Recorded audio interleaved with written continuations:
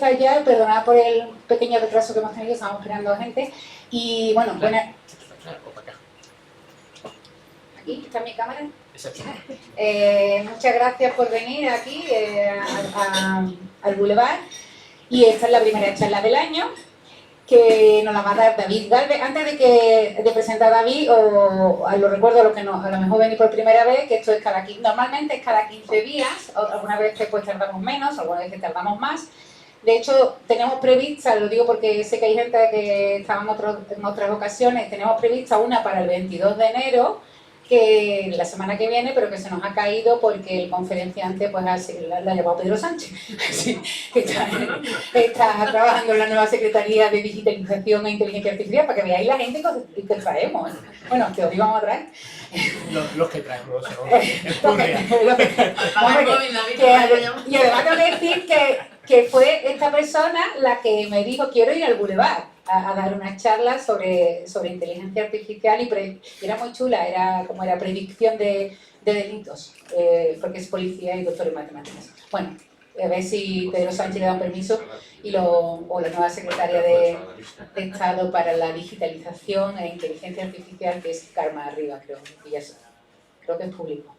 Si no, no lo habéis oído. Sí, creo que es público. Bueno, pues la siguiente no será el día 22, por si alguien estaba esperando que hagamos esta charla, sino que será el 29, dentro de 15 días, la dará Gregorio García, que está aquí sentado con nosotros y que va a hablar de falsas y perversas lecturas de la ciencia, de darwinismo social, de colonialismo y tal. Eso sería el día 29, a la misma hora, en el mismo sitio. Y hoy vamos a empezar el año, el 2020, con David Galvez. Él es licenciado en Economía, pero no lo hemos traído por eso, porque ¿para qué vamos a traer un licenciado?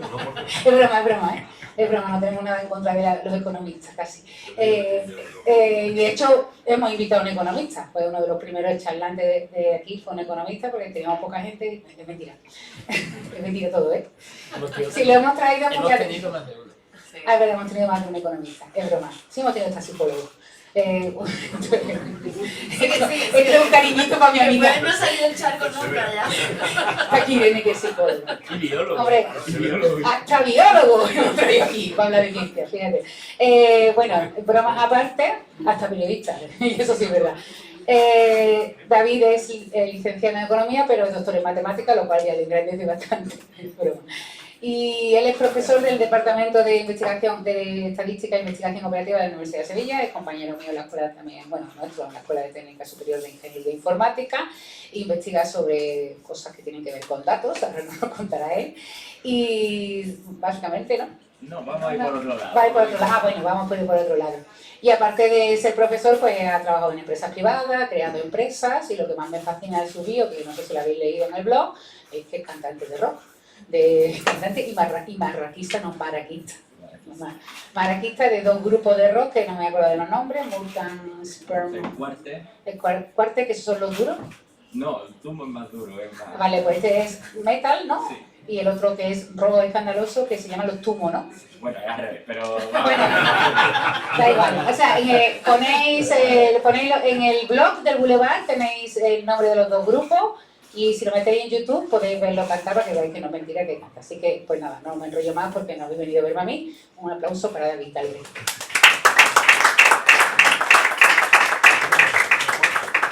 Gracias. Como habéis visto, el título de la charla hoy va sobre ver si realmente las matemáticas son una ciencia exacta, que no es poca cosa, ¿no?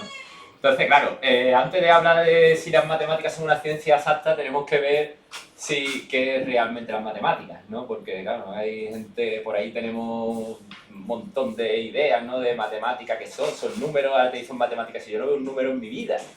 Y entonces, pues, bueno, ahí ya hay que ver un poquito qué es las matemáticas, ¿no? Claro, las matemáticas es algo que lleva existiendo... No voy a usar diapositivas, esto va a ser un experimento, a ver qué tal, sino que voy a ir haciendo dibujitos muy malamente hechos hoy. Y me tengo que quedar aquí para que veáis mi arte expresado en el lienzo, ¿vale? Entonces, claro, las matemáticas, todos sabemos que empezaron por la necesidad humana, ¿no? En principio, ¿Qué era lo primero que había que contar? Pues había que contar los días de regla para no quedarse embarazada y todo este tipo de cosas, ¿no? Fueron los primeros usos de las matemáticas que intentaron hacer, que se hizo en la antigüedad, ¿no? Claro, eso dio lugar a lo que se llama el análisis numérico, ¿no? Análisis numérico. Claro, en el análisis numérico lo que se intenta hacer es ver los números, se intenta contar. Es la primera necesidad básica que sale del ser humano, ¿no? Contar, ¿no? ¿Qué es contar? Pues contar es la aritmética, que entra dentro del análisis numérico, ¿vale? Ahora aquí no me está saliendo muy bien las letras, pero bueno, diremos esto. Claro, en análisis, aquí dentro de la aritmética entra lo que todos llamamos los números reales, lo que llamamos los números enteros, etcétera, etcétera, ¿vale? Todos sabemos un poquito, lo vimos en primero de eso, segundo de eso, de EGB, averigua, ¿no? Total, ¿no? Y está ahí enterradísimo, ¿no? Está ahí enterradísimo. Bueno, pues claro, lo primero que había que hacer era contar, ¿no? Había que contar la gente que había en un territorio, había que contar, como digo también, uno de los primeros hallazgos que hubo matemáticos fueron huesos donde había rayitas, y eran 28 rayas, para contar ciclo menstrual de las mujeres, ¿vale? Entonces eso es interesante. Claro, después surgieron ya otras necesidades. Una vez que empezamos a ver bien un poquito, a saber contar bien, pues empezamos a intentar hacer otro tipo de cosas, ¿no? Como por ejemplo medir, ¿vale? Lo siguiente que se hizo fue medir.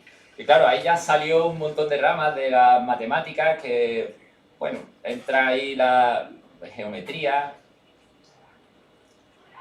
¿vale? La trigonometría, que es la geometría de los triángulos, como todos recordáis, seno, coseno, tangente, jaleo ahí gordo, ¿no? Después ya, conforme fueron avanzando los métodos y tal, pues se empezaron a medir superficies cada vez más extrañas, ¿no? Y ahí salió la topología, que mide superficies irregulares, ¿no? Donde hay curvas y todo este tipo de cosas, ¿no? Obviamente, claro, estas ramas de medir fueron surgiendo conforme fueron avanzando otros aparatos, ¿no? Otras herramientas aritméticas, ¿no? Claro, después el hombre ya vio que ya era capaz el hombre o el ser humano, ¿no? Ya vio que ya era capaz de medir, que era capaz de contar, ¿no? Entonces empezó ya a fantasear un poquillo, ¿no? Empezó, digo, bueno, ya tenemos más o menos dominado lo que vemos, lo que podemos tocar, lo que podemos contar. ¿Qué pasa si empezamos a fantasear un poco sobre cosas que no son números? ¿Vale? ¿Qué pasa si empezamos a crear estructuras paralelas a los números, a lo que llevamos hablando, ¿no? Y entonces, en el año 820 o así, en Irán, en la antigua Persia, Al-Khwarizmi, que fue era un tío que iba en caballo por ahí pensando, hablando con la gente, ¿no? Pues sacó un libro que se llamaba Tratado de... Bueno, tenía un nombre súper largo, ¿no? Básicamente lo que hizo fue crear el álgebra, para abreviar, ¿vale? Creó el álgebra. ¿El álgebra qué es? El álgebra es la parte de la matemática que estudia las estructuras, ¿vale? ¿Qué es la estructura? Pues es intentar fantasear un poquito, ¿no? Es decir, no nos vamos a ceñir a lo que podemos ver, medir, sino que vamos a intentar pensar un poquito más allá. No podemos ver en 4 dimensiones, no podemos ver en 5 dimensiones, pero quizás sí puedo pensar una estructura de esas capacidades e intentar sacar y pensar cosas sobre ellas que quizás en un futuro no sean de utilidad. Vas a ver, ¿no? Entonces, claro, ahí surgió el álgebra. Bueno, parte del álgebra, pues todo el mundo, las matrices, vectores, ¿vale? Álgebra lineal, otros tipos de álgebra que no voy a meter ahí, hay 20.000 cosas que vamos a intentar no cortocircuitar de tiempo, que hay tiempo de cortocircuitar, ¿vale? Entonces, bueno, ya el álgebra fue un paso súper importante, nos permitió pensar sobre cosas que antes no éramos capaces de pensar, ¿vale? Entonces, una de esas cosas que nos permitió pensar fue sobre el cambio. Entonces el hombre empezó a intentar, el hombre o ser humano, empezó a intentar medir el cambio, ¿vale? Claro, el cambio es difícil, ¿no? Entonces, en el siglo XVIII surgieron dos personas interesantes. Claro, bueno, dos personas muy muy interesantes que fueron Leibniz y Newton, que crearon el cálculo, ¿no? Se le atribuye el cálculo, pero realmente antes había Luca Guaresi, sacó algo sobre cálculo aplicado a la economía, no a la física, como Newton, ¿no? Pero bueno, la cosa es que las matemáticas empezaron a pensar sobre el cambio y se creó el cálculo. Ahí entran derivadas, ¿vale? Derivadas, ¿vale? Entran las integrales, ¿vale? Entran las integrales, entran todo eso que todo el mundo le tiene miedo, pánico y de todo tipo de clases. Con lo bonito que es, ¿no? Pero bueno, nos han permitido un montón de cosas, ¿no? Esta es quizá la parte de las matemáticas que eran más aplicadas, ¿no? Más aplicadas, ¿no? Y bueno, eso tiene una historia que podemos tirarnos aquí 10 horas contando también. Y bueno, ya al final, como último avance, el ser humano empezó a intentar modelizar o medir mediante las matemáticas algo que nunca antes se había planteado, ¿no? Que era, digamos, la incertidumbre. Entonces intentó pensar sobre las cosas que realmente no puede, que dependen un poco del azar, ¿no? Entonces ahí salió la estadística. La estadística comenzó simplemente para medir, para los estados, medir diferentes producciones, hacer inferencias, era simplemente manipulación aritmética, pero después ya nos metimos en la probabilidad y cosas ahí extrañísimas, ¿vale? Entonces ahí es donde entra, digamos, la probabilidad. Y esas son las ramas, digamos, teóricas, ¿no? de las matemáticas. Va a salir un poquillo regular, pero bueno. La cosa es que antes, pues, en las matemáticas pues, nos gustaba mucho pensar y pensar que el mundo se podía modelizar, ¿no? Claro, pues vamos a modelizar el universo, vamos a modelizar el mundo, ya sé contar bien, ya sé representar bien los espacios, soy capaz incluso de representar estructuras que no son cosas que veo, puedo teorizar, puedo medir el cambio, incluso puedo medir las cosas que no tengo certidumbre. Entonces tenemos el poder, ¿no? Digamos, en las matemáticas el lenguaje universal que todo el mundo puede utilizar y todo lo que diga las matemáticas es cierto, ¿no? Para eso son las ciencias exactas, ¿no? Pero claro, todo esto se tiene que basar en una serie de reglas, ¿vale? Esto tiene unos cimientos, porque por ejemplo para poder desarrollar aritmética yo tengo que decir que si 2 más 2 son 4 y 4 más 4 son 8, 2 más 2 más 2 más 2 son también 8, ¿no? ¿Sí? Eso que he dicho es una regla lógica, ¿vale? La lógica. Digamos que todas estas matemáticas, para que todo esto funcione, se basa en unos pilares que es la lógica, ¿vale? Todo lo que se ha desarrollado aquí, todo lo que se ha desarrollado hasta ahora nos permitía, decimos, bueno, el universo, tenemos una forma de expresarlo que son las matemáticas, que nunca va a fallar. Es cierto. ¿Por qué? Porque es lógico. Se basa en unas premisas lógicas, ¿vale? Que si no, no puede ser. La lógica es equivalente a la teoría de conjuntos, básicamente, ¿vale? Lo voy a poner aquí porque va a salir. La lógica de teoría de conjuntos es equivalente. ¿Por qué? Porque digamos que una sentencia es lógica si pertenece al conjunto de sentencias lógicas. ¿Sí? Como esto va a haber cositas interesantes, ¿vale? Como esto va a haber cositas interesantes, ¿vale? Entonces, la lógica de la teoría ahora iremos hablando un poquito más sobre eso. Todo esto se basa en esto, ¿no? Pero ¿qué pasa si esto se dinamita? O sea, esto empezó antes que todo esto, ¿no? Porque la lógica es simplemente la forma en la cual pensamos los seres humanos. No es otra cosa, ¿no? Son las reglas del pensamiento. Pero ¿qué pasa si todo esto se dinamita? Si ponemos aquí cartucho de dinamita y lo explotamos. Vamos a ver qué ha ocurrido, ¿no? Si eso realmente es cierto o no es cierto, ¿no? Si realmente las matemáticas son una ciencia exacta o no. ¿Vale? Entonces, como digo, hasta, digamos, el siglo XIX, pues todos los matemáticos estaban súper felices porque, bueno, somos matemáticos, podemos explicar el universo, tarde o temprano vamos a ser capaces de explicar todo porque tenemos un lenguaje universal, ¿no? Entonces, bueno, pues perfecto, los profesores de universidad de matemáticas se dedicaban a las teorías matemáticas, todo el mundo haciendo teorías matemáticas cada vez más chulas, ¿no? Y bueno, pues los matemáticos estaban bien apreciados, ¿no? Por regla general, ¿no?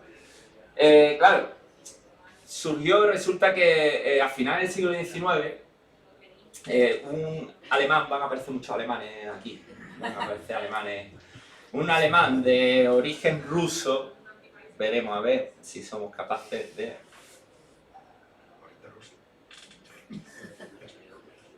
hacerlo. Premios, a quien vaya acertando el dibujo, premios, ¿vale? A los nombres. ¿A qué te dibujas?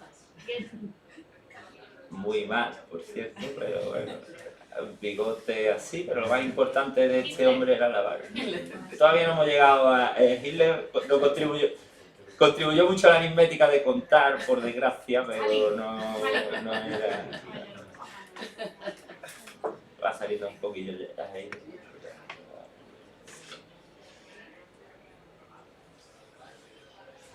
Era calvo. Eso ayuda, ¿eh? Eso, era calvo y iba más o menos. Vale, pues tenía algunos pelillos por ahí. La frente arrugada como casi todos los que vamos a ver hoy. Y la barbita está puntiaguda, que tenía puntiaguda, ¿vale?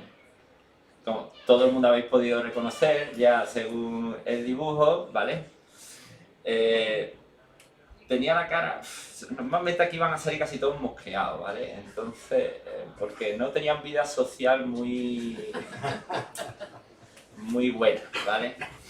Entonces, este hombre era George Cantor, ¿vale? George Cantor. ¿Alguno habéis escuchado hablar? Algo, ¿no? Sí, ¿no? Hombre. George Cantor resulta que tuvo un profesor muy interesante que fue Weierstrass, el del teorema de Weierstrass.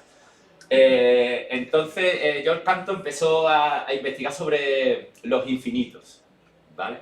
Entonces, empezó a investigar sobre los infinitos y hasta ahora todo iba genial, ¿no? En las matemáticas, todo iba genial. Y entonces George Cantor salió y empezó a pensar sobre los infinitos y llegó a una conclusión. Vamos a pensar, por ejemplo, aquí muchos ya sabréis la respuesta, ¿no? Pero si yo empiezo a contar 1, 2, 3, 4, 5 hasta el infinito, ¿cuántos números tengo? Infinito, no está claro, ¿no? No tiene mucha historia. Y claro, ¿cuántos números existen de 0 a 1, por ejemplo? Infinito. Infinito, ¿no? Hay infinitos números, ¿no? Entonces hay los mismos números de 0 a 1 que si cuento 1, 2, 3, 4, 5, 6, 7, 8. Son infinitos los dos, ¿no? Pues no hay los mismos números. ¿Vale? Uno es más infinito que otro. Resulta que uno es más infinito. Pero claro, o sea, resulta que entre 0 y 1 hay más números, ¿no? Entre 0 y 1 hay más números que... Si empiezo a contar 1, 2, 3, 4, eso lo demuestra Cantor muy elegantemente y no lo voy a demostrar ahora mismo aquí. Pero bueno, por ejemplo, vale, de 0 a 1 hay infinitos números y de 0 a 2, ¿cuánto hay? Infinito también. Entonces, ¿hay más de 0 a 2 o de 0 a 1?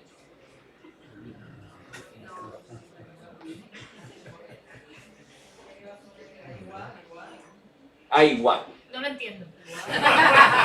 Botón de pánico. No, realmente lo que llegó Cantor fue a no demostrar, él llegó a demostrar que, bueno, el infinito de los números reales, ¿vale? Que se llama así, ¿vale? Y el infinito de los números continuos, ¿vale? Todos los que hay, que se escribe así. De los naturales. Eso, de los... Estás dicho de sí, los reales. Perdón. O sea, el infinito de los números naturales y de los números reales son diferentes, hay más números reales que números naturales, ¿vale? Y que no hay ningún infinito en medio. Es decir, aquí en matemáticas solo escribimos que no existe ningún conjunto cardinal tal que su cardinal está entre esos dos. Eso no lleva a demostrarlo, y ahí es donde viene el tema, porque claro, él se dio cuenta de que los números reales, el infinito de números reales, era mayor que el infinito de números naturales. Pero que no había ningún infinito entre medio. O sea, entre 0 y 1 y entre 0 y 1000 millones hay los mismos números. La cosa es que no había... Claro, ahora tenemos que hay diferentes infinitos, pero tampoco soy capaz de demostrar que no hay ninguno entre medio. ¿Vale? Esto que parece una tontería es como decir, bueno, es que esto es la primera dinamita que se le pone, digamos, a la lógica. Porque si algo tiene infinito elemento, tiene infinito elemento. No puede haber dos infinitos diferentes. Es más, es que ni siquiera puedo demostrar que exista ningún infinito entre medio. Entonces la cosa se empieza a poner un poco chunga, ¿vale? Digamos que la cosa se pone un poco chunga. Claro, los matemáticos que decían nosotros podemos describir todo el universo perfectamente, pues empezaron a decirle a Cantor, tú no vales, ¿vale? Y Cantor, pero que sí, hombre, que yo esto lo he hecho bien, que esto está bien, que no.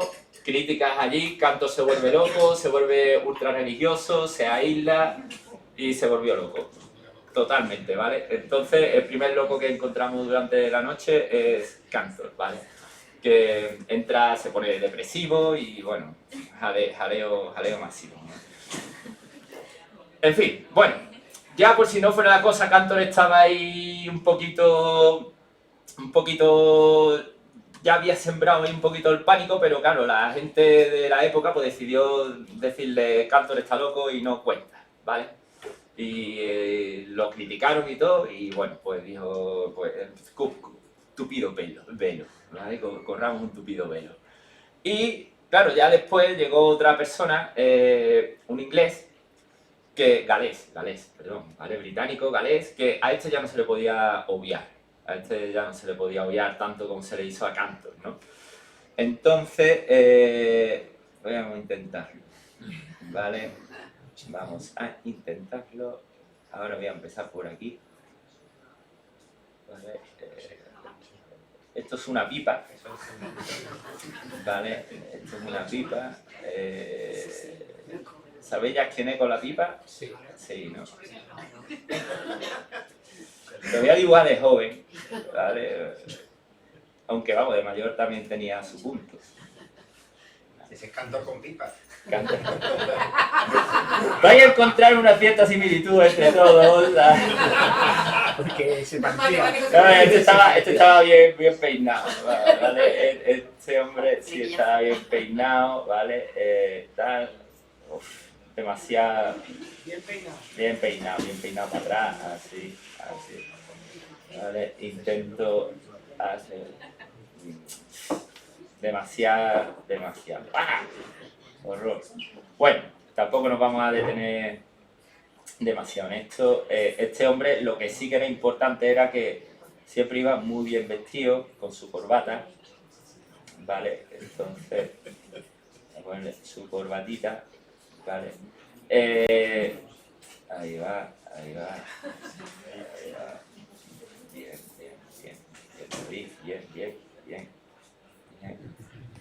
Bien. Chaqueta siempre, muy bien puesto, ¿vale? Más o menos, ahí vamos. Bueno, es un poquito regular. ¿Sabéis ya quién es? Bueno, este hombre era galés, es uno de los matemáticos, filósofos, y es interesante que pese a ser matemático tenía un premio Nobel, le voy a colgar aquí la medallita, pero se voy a poner aquí, ¿vale? El premio Nobel de literatura, ¿vale? Premio Nobel de literatura, por ensayos, ¿vale? Entonces, este hombre, desde mi punto de vista, la mente más maravillosa de Bertrand Russell.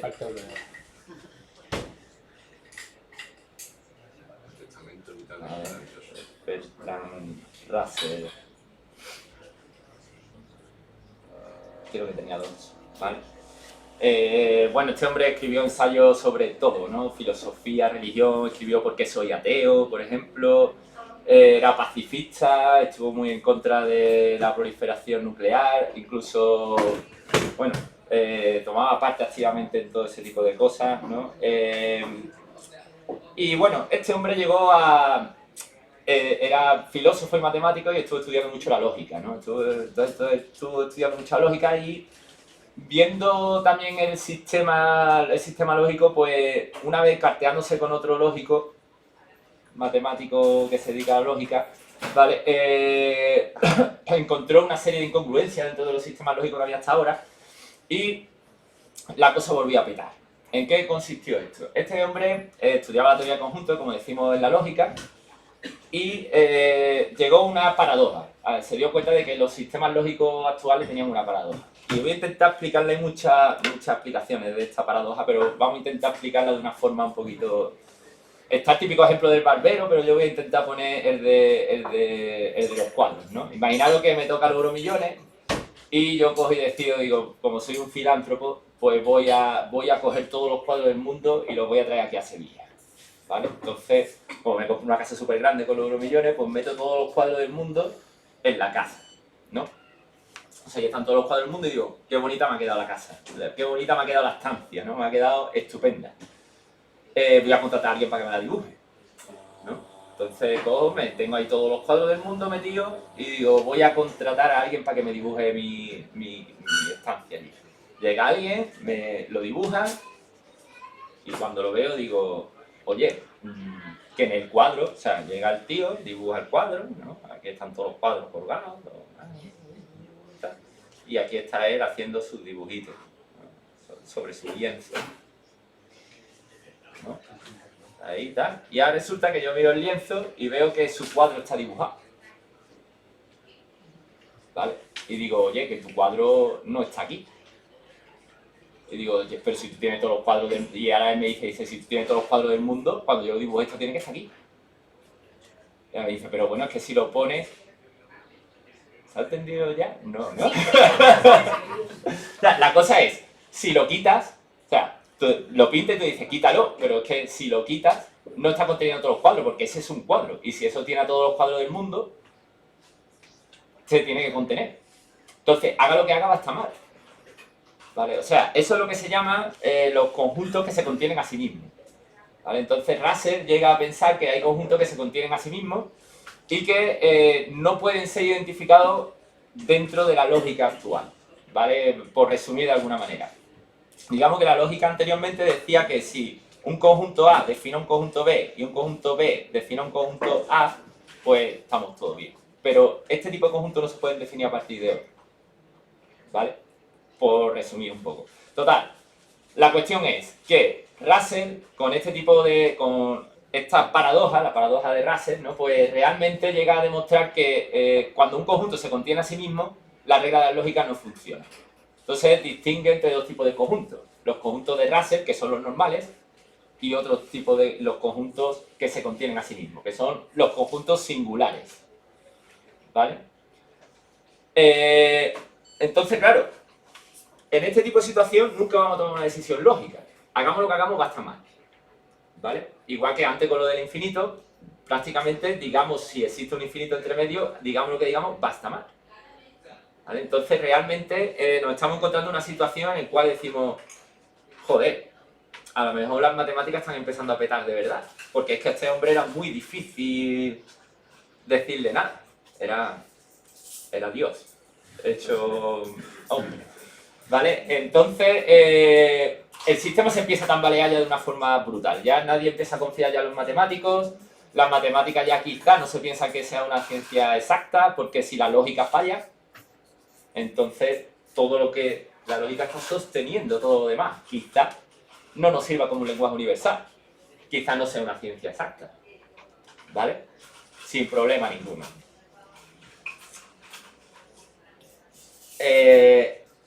A principios del año 20 llega este señor, a ver quién lo conoce, ya, sí, ¿no? Algunos sí lo conocerán ya.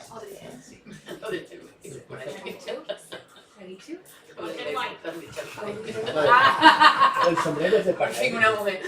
El sombrero es de paja. No, creo que de paja no era, ¿no? Parecía más así como de un lino así. Bueno, ahora ya sí que sí.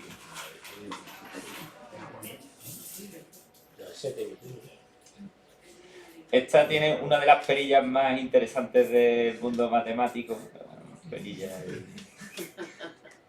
Una perilla estupenda. Este sí sonreía más que los anteriores, porque era la esperanza, digamos, ¿no? Entonces, sí. Esta además también iba un poquito... Este iba más despecheretado. ¿Más qué? Despecheretado. Esa palabra no la he escuchado en mi vida. Entonces, bueno, ¿quién es? Hilbert. Hilbert, ¿vale? De nombre David. Hilbert, también alemán, ¿vale? Llegó para salvar a la comunidad científica matemática, ¿vale? Hilbert lo que hizo fue que, a partir de lo que había hecho Bertrand Russell, que Bertrand Russell, en honor, digamos, a Newton, escribió un libro que era Principios Matemáticos, que lo que dijo es, bueno, yo creo que las matemáticas se pueden hacer, podemos salvarlo un poco todo este lío que tenemos aquí metido, si usamos axiomas. Axiomas. ¿Qué es un axioma? Un axioma son las reglas del juego, digamos, ¿no? Entonces, un axioma es algo que no es cuestionable, ¿vale? Es algo que no es cuestionable, es sobre lo que se va a desarrollar el juego. Entonces, Hilbert sacó los axiomas de la geometría, que lo que hizo fue, puso la regla del juego para la geometría, para que no hubiera jaleo y nadie... ¿Qué es lo que asegura los axiomas? Los axiomas lo que asegura es que todo es lógico, por decirlo en pocas palabras, ¿vale? Entonces decimos, lo que ha sacado Bertrand Russell de que hay conjuntos que se contienen, pero que no se contienen y todo este lío, no pasa nada. No pasa nada si nosotros establecemos una regla y dentro de esta regla sí podemos decidir si este conjunto se contiene o no se contiene, ¿vale? O dentro de esta regla podemos definir si existe un infinito entre uno y otro, ¿vale? O sea, voy a establecer una regla sobre las cuales jugar, ¿vale? Entonces, Hilbert se planta dentro de un proyecto que es la metamatemática, ¿no? Que es como decir, voy a generar axiomas para las matemáticas, ¿no? Entonces, axiomatizó la geometría y finalmente llegó a una conclusión y que decía que, bueno, para estar libre de contradicciones, las matemáticas, todo lo que hagamos en matemáticas tienen que tener 3 axiomas principales, ¿vale? El primer axioma es que una preposición es P o una proposición no es. Parece lógico, ¿no? ¿Sí? Eso se llama consistencia. ¿Vale? ¿Qué significa esto? Eso significa que algo no puede ser y no ser a la misma vez, ¿vale? O algo es verdad o algo no es verdad. No puede ser verdad y no serlo a la misma vez, ¿vale? Entonces, eso es consistencia. Y ahora sacó 2 axiomas más, que son los axiomas que se llaman de en español, ¿cómo lo diría? Completitud, ¿no? Completitud. ¿Vale? Los axiomas de completitud. Son 2, ¿vale? Que voy a empezar por el último, que es que siempre una preposición se podrá demostrar en un tiempo finito, ¿vale? O polinómico, mejor dicho. ¿Qué es un tiempo polinómico? Un tiempo polinómico significa que se puede calcular a través del número de variables que influyen en resolver el resultado. Eso es un tiempo polinómico, ¿vale? Entonces, Hilbert dice que, claro, obviamente las cosas que yo voy a decir y las cosas que yo voy a deducir en mi sistema matemático tienen que ser demostrables, ¿vale? Entonces, básicamente lo que viene a decir es que las cosas deben de ser demostrables en un tiempo finito, ¿vale? O sea, básicamente. Y que claro, que yo siempre voy a poder demostrar o P o no P, ¿vale? O sea, que voy a poder demostrar algo o el no algo en un tiempo finito, siempre. Entonces, siempre que se cumplan estos 3 axiomas, las matemáticas están salvadas.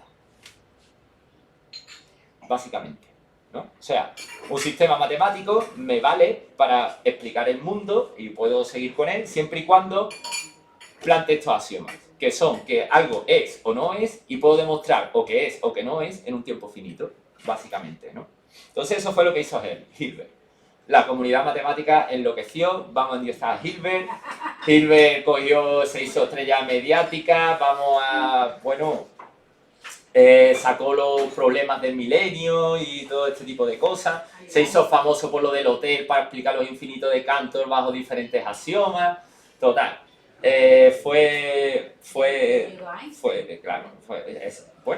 Más amigo de Einstein fue, el que viene ahora.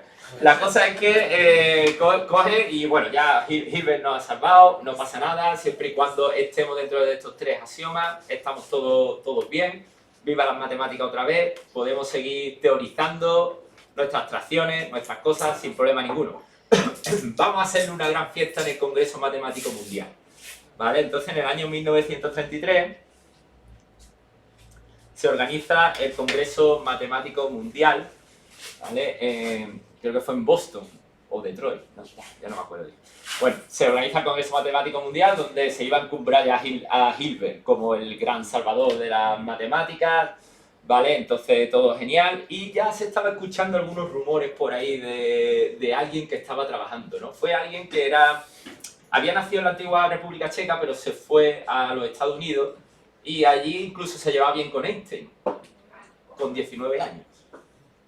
¿Vale? Entonces con 19 años ya estaba ya el tío ahí hablando con Einstein y estaban ahí, aquí se está cociendo algo raro, bueno, vamos a hacer de todas maneras el congreso y vamos a encumbrar aquí a Hilbert como tal. Hilbert presenta su texto de axioma, mientras respetemos esto, las matemáticas sirven para todo y parece ser que todo lo respeta. Pero en medio del congreso alguien levanta la mano, un chaval de... Vamos a ver.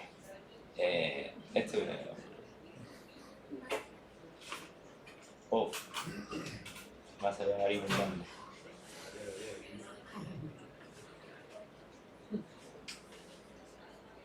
También llevaba las gafas de la época. Las gafas de la época. Este hombre estaba también bien peinado, muy peinado para atrás, ¿vale? Le salió el pelo de más para arriba donde yo lo puse. Vale, le salía ahí más para arriba, pero tampoco es cuestión, esto es... Vale, bueno, pues entonces, así un poco mejor, ¿no? Esto se supone que es peinado para atrás, ¿vale? Pero peinado para atrás. Y voy a ver si borro sin liarlo mucho, aquí un poquito, para la ceja, aquí. Vale,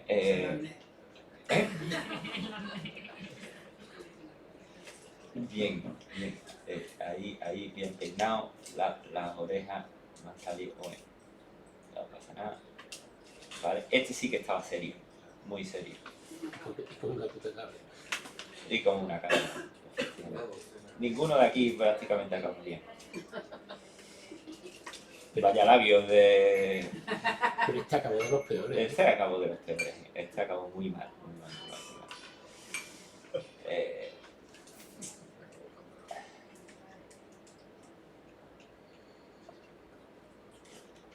Voy a poner así con cara un poquito de...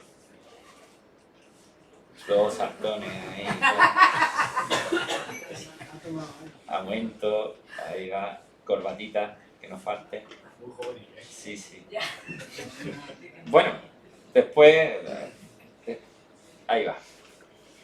Vale, bueno, pues entonces este hombre que en esa época era más joven de lo que yo he pintado ahora mismo aquí, ¿vale? Pues este hombre es Gödel, famoso Gödel. Vale, Gödel levantó la mano, digamos, allí, se estaba ya hablando de que este hombre la iba a liar y realmente la lió. Vale, entonces este hombre lo que hizo fue que destrozó los axiomas de las matemáticas y demostró muy elegantemente que si un sistema es, lo que habíamos dicho antes, consistente, siempre va a haber alguna preposición que no se va a poder demostrar, o ella o su contrario. O sea, vamos a poner la tesitura. Yo voy a usar las herramientas que me había dicho Hilbert, que algo es o no es, que se puede demostrar y que puedo demostrar o P o no P, que algo es o que no es, ¿vale? Eso fue lo que dijo Hilbert. Y ahora él, utilizando estos axiomas, dijo que en todo sistema donde algo es o no es, siempre va a haber alguna preposición que no se va a poder demostrar, o ella o su contrario. Y es más, si en algo lo puedo demostrar todo, siempre va a haber algo que va a ser o no ser a la misma vez. ¿Dónde está el truco aquí? El truco está que esto lo usó. O sea, él demostró que estas preposiciones, estas axiomas no se podían mantener a partir de los axiomas. ¿Vale? O sea, esto es como si yo cojo y digo básicamente voy a utilizar el lenguaje para demostrar que el lenguaje no vale para comunicarnos. Voy a comunicarte a partir del lenguaje que el lenguaje no vale para comunicarnos. Te lo voy a explicar. Entonces, si lo he demostrado a través de estos axiomas, ¿qué pasa? ¿Se ha entendido un poco la tesitura? ¿Sí? Entonces Gödel plantea un problema y es que dice, bueno, todo lo que ha dicho Hilbert no es cierto, de hecho lo demuestro de una forma muy elegante, tengo aquí el libro de Gödel por si después alguien les quiere echar un vistazo, ¿vale? A cómo plantea lógicamente, son 27 o 28 sentencias lógicas y llega a una contradicción totalmente. O sea, todo sistema basada en esta lógica simplemente no funciona, pero lo he demostrado basándome en esa lógica. ¿Vale? Claro. Entonces, esto ya sí que nos coloca en el punto de no retorno, totalmente, ¿vale? Eso ya es el punto de no retorno, de ninguna de las maneras podemos salir de ahí. Se han hecho intentos,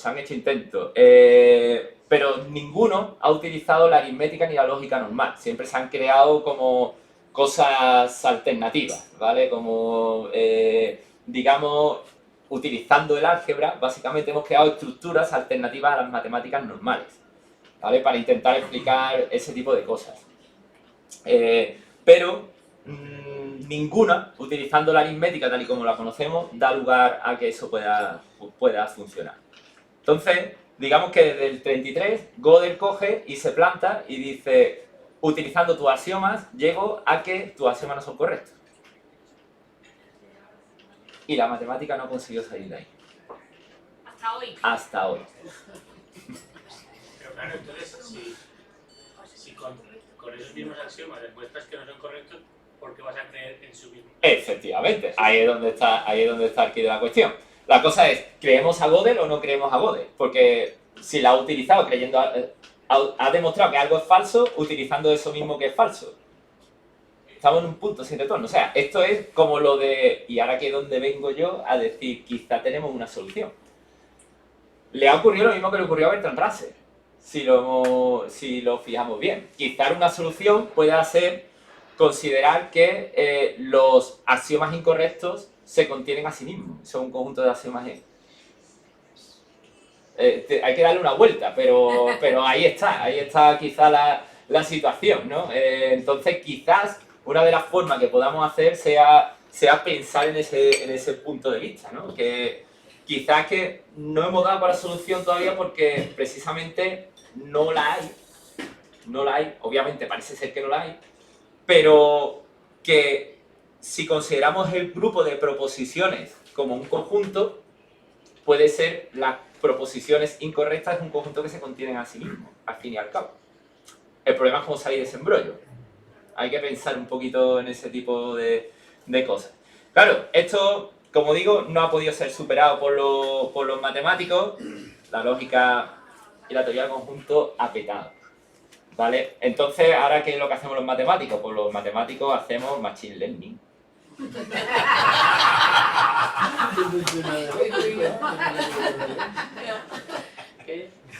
Trabajamos en el gobierno de Pedro Sánchez. Hacemos lo que se llama matemática aplicada, ¿vale? Ya poca gente vaya a encontrar metiéndose en la matemática teórica porque casi prácticamente se da por hecho que ahí poco avance realmente se le puede echar cuenta, ¿vale? Porque no está basado en un sistema lógico, ¿vale? Y bueno, pues con esto básicamente espero que más o menos haya quedado un poquito claro de por qué las matemáticas no son una ciencia exacta. No son exactas porque en lo que se basan, que es la lógica y la teoría de conjunto, pues básicamente no es estable, no podemos fiarnos de ello, no es lógico, ¿vale? Y un poco cortocircuitante, ¿no? Pero bueno, por lo menos que nos dé un poquito a pensar, ¿vale? Que no pensemos que las matemáticas son el lenguaje del universo, ni que son una ciencia exacta, ni nada por el estilo, ¿vale? Y nada, pues muchas gracias.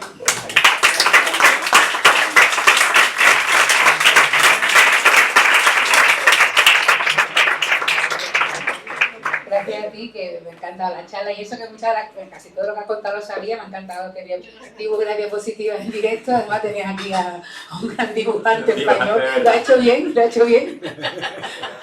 ¿Qué? Yo estaba diciendo que mala suerte que te ponga a dibujar delante de Pablo Velarde, que es uno de los mejores dibujantes de España, pero lo ha hecho muy bien, lo ha hecho muy bien. Gilbert sobre todo te ha salido claro. Gilbert, es que era fácil. Claro, es que lo de sombrero El sombrero te quita. daba muchas pistas, daba muchas pistas. Y una charla de matemáticas preciosa. Enhorabuena y muchas gracias porque te confieso que tenía un día de mierda y se me ha olvidado y me he reído y he disfrutado un montón. Eso os olvidáis, a nosotros que nos importa, yo, ¿verdad? Pero que es verdad que a mí me ha cambiado el día. ¿Alguien quiere hacer alguna pregunta que sea lógica? ¿O alguna pregunta que sea ilógica? ¿O me habéis petado también vosotros como la lógica matemática? Nadie. Una cosa que no sea lógica. Vamos a ver. Yo te doy las gracias porque hace ya tiempo yo aquí, hablando entre nosotros, dije que las matemáticas no eran una ciencia. Y hubo una insigne matemática aquí presente que por poco no me araña. Porque yo dije que las matemáticas no son una ciencia, las matemáticas es un lenguaje. Vamos. Dicho, ahora tocaba decir que ni tan siquiera es un lenguaje, pero acaba de demostrar, usando el lenguaje, que De no hecho, sirve. Bertrand Russell demostró que tampoco valía como... no recuerdo muy bien el nombre de... había un lógico ruso que estaba intentando unificar la lógica matemática y la lógica del lenguaje. Ahora mismo no recuerdo el nombre exactamente, pero Bertrand Russell lo echó todo eso por tierra también, o sea... Es que me has recordado porque, claro, esto, ¿dónde están los límites entre la matemática y la filosofía? Esas matemáticas, ¿vale? Y la matemática, yo creo que sí es un lenguaje cuando permite a la ciencia hacer comprensible el universo mientras tanto podamos comprender lo que comprendemos. Estoy haciendo un loop aquí del que se saldría en algún momento, pero lo que sí es cierto es que matemática y ciencia, o sea, ciencia y su lenguaje son útiles, y ahora viene la contradicción, mientras son útiles. Y algo ayuda, ¿no? Quiero decir que, aunque es una cosa de la que yo no entiendo un pimiento, o es un comino, se dice ahora, una cosa de lo que yo no entiendo un pimiento, pero un poquito de fe con los matemáticos. Y llegas tú y ya, tío, es que no sé qué me queda. No, lo que queda es la matemática aplicada, que es ya, digamos, o sea, intentamos avanzar teóricamente para aumentar los límites de las aplicaciones. Digamos que es a lo que los matemáticos hoy en día nos dedicamos, ¿no? Ya no pensamos en las bases que sustentan ese conocimiento, sino que lo que intentamos es avanzar un poquito más para hacerlo más aplicable en un momento determinado. Y por eso. Muchísimas gracias.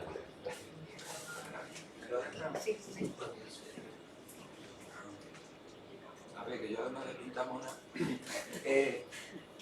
Cuando tú has empezado a hablar de Cantor y de sus elucubraciones sobre el infinito, sé que es el primero que plantea cuestiones sobre esto.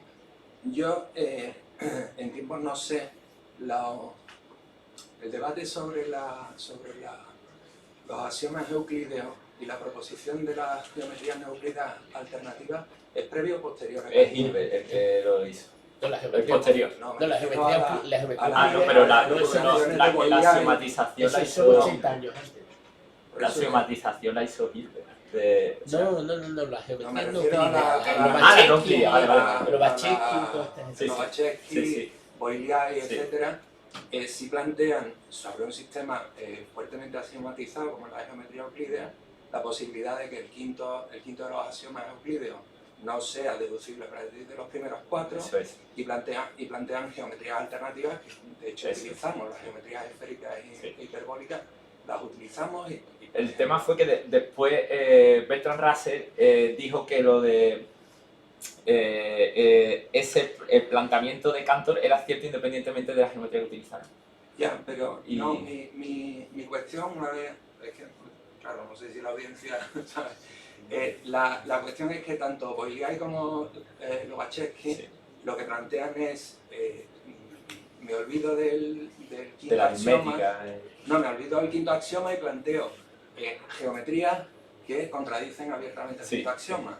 y de hecho da lugar a geometrías perfectamente utilizables y perfectamente... Sí. Entonces, yo lo que me pregunto, porque esta sí que no la sé, es eso se ha intentado en matemáticas, es decir, utilizar el mismo camino que siguieron esta gente y crear matemáticas alternativas Sí. con axiomas. Esa ha con sido la axiomas solución, diferentes. la solución a Gödel ha sido esa.